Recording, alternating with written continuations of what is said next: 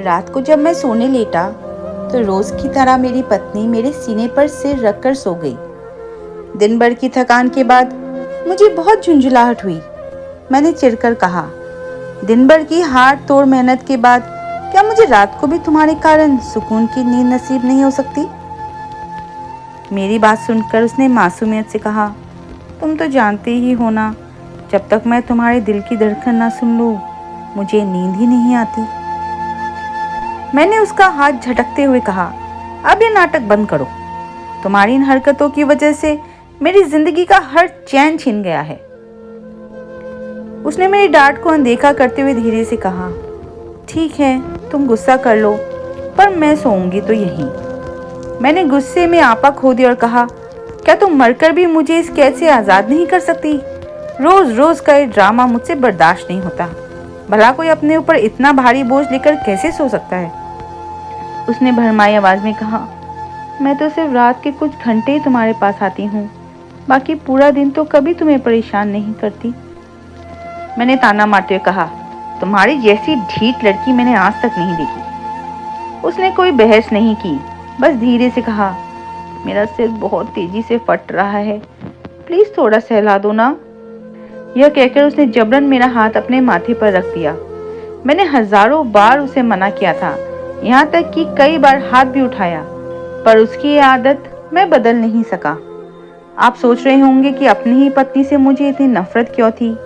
सच तो ये है कि वह मुझे फूटी आंख नहीं सुहाती थी। मेरा मेरे ऑफिस की कलीग शालिनी के साथ अफेयर चल रहा था, लेकिन मैं अपनी पत्नी रिया को यह सच बताने की हिम्मत नहीं जुटा पा रहा था। रिया की मौजूदगी मुझे एक बंधन जैसी लगती थी, जिसके कारण मैं रात को शालिनी से ढंग से फोन पर बात भी नहीं कर पाता था। तभी मुझे महसूस हुआ कि रिया का माथा किसी दहकते अंगारे जैसा गर्म है। उसे बहुत तेज बुखार था। करकराती ठंड की उस रात में मुझे उसकी वह तपन अच्छी लगी। मैंने अपना हाथ उसके माथे से हटाया नहीं, बल्कि और दबा कर रखा। इसलिए नहीं कि उसका दर्द कम हो, बस इसलिए ताकि कंबल से बाहर रहने के कारण मेरा जो हाथ ठंडा हो गया था वो उसकी गर्मी से गर्म हो जाए। कितनी खुदगर्जी थी मेरी। सुबह जब करीब 8 बजे मेरी आंख खुली तो रिया वैसे ही मेरे सीने पर पड़ी हुई थी।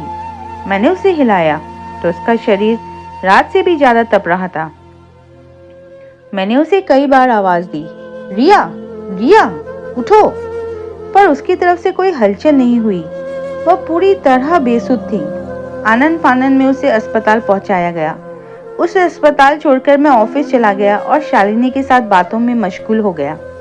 शालिनी बेहद जिंदा दिल और खूबसूरत थी।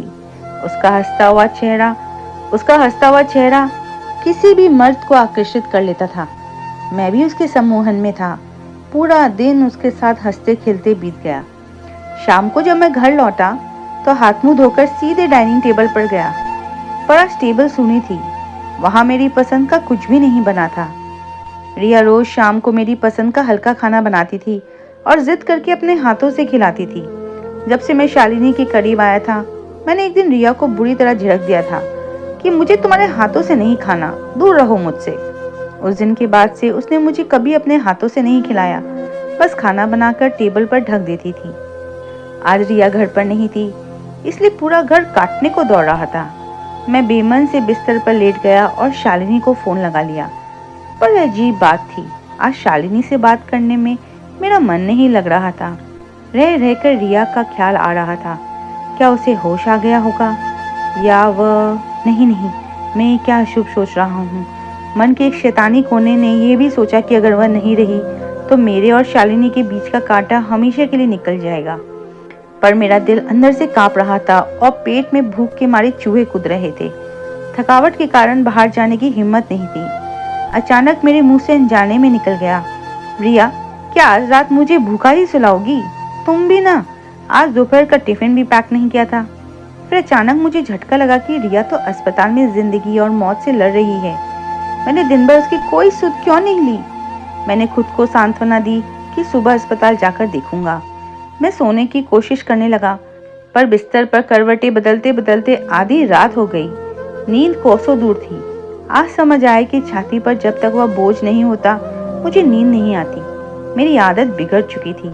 रात गहराने के साथ रिया की यादें और भूख दोनों बढ़ती जा रही थी। मैं उठकर किचन में गया और फ्रिज खोला। वहाँ कल रात की बची हुई सब्जी, चावल और 2 प्रॉन्स रखे थे। मैं खाना लेकर टेबल पर बैठ गया। तभी याद आया कि कल रात तो रिया ने खाना खाया ही नहीं था। वह तो मेरे लिए प्रॉन्स बना रही थी। प्रॉन्स उसकी सबसे पसंदीदा डिश थी। जब भी घर में प्रॉन्स बनते, वह बिल्ली की तरह म्याऊं म्याऊं करती हुई मेरे आगे पीछे घूमती थी ताकि मैं उसे अपने हाथ से एक टुकड़ा खिला दूं। आज खाना गले से नीचे नहीं उतर रहा था।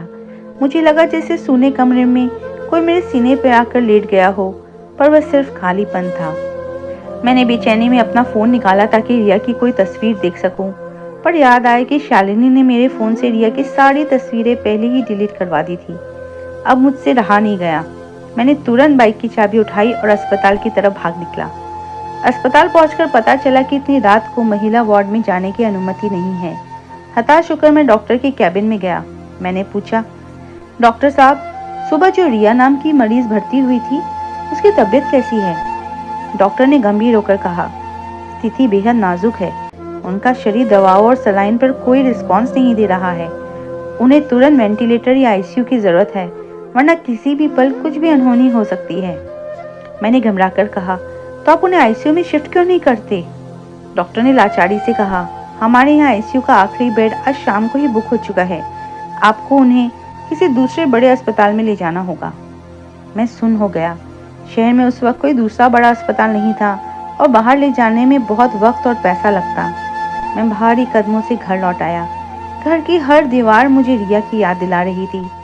मुझे याद आया जब शालिनी के जन्मदिन पर मेरे पास पैसे नहीं थे और मैं सिर पकड़कर बैठा था, तब रिया ने अपनी सोने की इकलौती चेन और जमा किए हुए 10,000 रुपये मेरे हाथ में रख दिए थे। उसने मुस्कुराते हुए कहा था, तुम परेशान मत हो, इससे तुम्हारा काम हो जाएगा। तुम्हारी परेशानी मुझसे देखी नहीं जाती। वह चैन उसकी स्वर्गीय माँ की आखिरी निशानी थी, पर मैंने ज़रा भी नहीं सोचा और वो चैन ले जाकर शालिनी को गिफ्ट कर दी। सोचते सोचते मेरे आंखों से आंसू बहने लगे। हमारे बीच कितना प्यार था, फिर मैंने क्यों शालिनी के चक्कर में आके अपनी हंसती खेलती दुनिया उजाड़ दी? रिया ने तो मुझे सिर्फ प्यार दिया था, बदले में मैंने उसे सिर्फ जिल्लत और दर्द दिया। ऑफिस से आते ही जब वह मुझे गले लगाती थी तो मैंने एक दिन चिल्लाकर कहा था, अगर तुम्हें जिस्म की भूख है तो कहीं और जाओ, मुझे परेशान मत करो। उस दिन के बाद से उसने कभी मुझे गले नहीं लगाया, बस रात को सीने पर सिर रखकर सो जाती थी। आज मुझे एहसास हुआ कि वह बेशर्म नहीं थी, वह तो बस मुझसे बेपनाह मोहब्बत करती थी। रात के 3 बज चुके थे। मैं तड़प रहा था। मैंने फैसला किया कि सुबह होते ही मैं रिया को किसी भी तरह बड़े अस्पताल के आईसीयू में भर्ती कराऊंगा। मैं उसके पैर पकड़ के अपने हर गुनाह की माफ़ी मांगूंगा और उसे दुनिया की हर खुशी दूंगा। सुबह की पहली किरण के साथ मैं अस्पताल भागा। वहां पहुंचते ही काउंटर पर मौजूद नर्स ने कहा, कल रात वार्ड नंबर 4 की एक महिला मरीज दम तोड़ चुकी है। मेरा दिल बैठ गया। मैंने चीख कर कहा, नहीं, ऐसा नहीं हो सकता। मेरी रिया मुझे छोड़कर नहीं जा सकती। उसने मुझसे वादा किया था। पर मैं जब स्ट्रेचर के पास पहुंचा तो सफ़ेद कफन के अंदर रिया का बेजान और शांत शरीर पड़ा था। वह इतनी मासूमियत से सो रही थी जैसे उसे अब कोई दर्द न हो। मैंने भागकर उसके ठंडे शरीर को गले से लगा लिया। आखिरी बार उसे कब गले लगाया था मुझे याद भी नहीं। मैंने उसके चेहरे के पास अपना मुंह ले जाकर रोते हुए कहा, रिया, तुम तो कहती थी ना कि मेरे बिना तुम जी नहीं सकती, फिर आज मुझे इस तरह अकेले छोड़कर कैसे चली गई? तुम जानती हो, कल रात मैं तुम्हारे बिना एक पल भी सो नहीं पाया। जब तक तुम्हारा वह बोझ मेरे सीने पर नहीं होगा, मुझे नींद कैसे आएगी? अब मुझे मेरी पसंद का खाना कौन खिलाएगा? उठो रिया, मुझे बहुत भूख लगी है। कल रात से मैंने कुछ नहीं खाया। क्या तुम अपनी बिल्ली को अपने हाथ से प्रॉन्स नहीं खिलाओगी? प्लीज़ उठ जाओ। पहले हर रात रिया रोती थी और उसके आंसुओं से मेरा सीना भीग जाता था और मैं बेरुखी से मुंह फेर लेता था। आज पासा पलट चुका है। आज मेरी आंखों का पानी उसके बेजान सीने को भिगा रहा है, पर वह हमेशा के लिए खामोश हो चुकी थी। मैंने अपनी जीती जाती जन्नत को अपने ही हाथों से दुजुक बना दिया था। दोस्तों, कैसी लगी आपको ये कहानी? अगर अच्छी लगी है तो कृपया मेरे चैनल को लाइक और सब्सक्राइब करें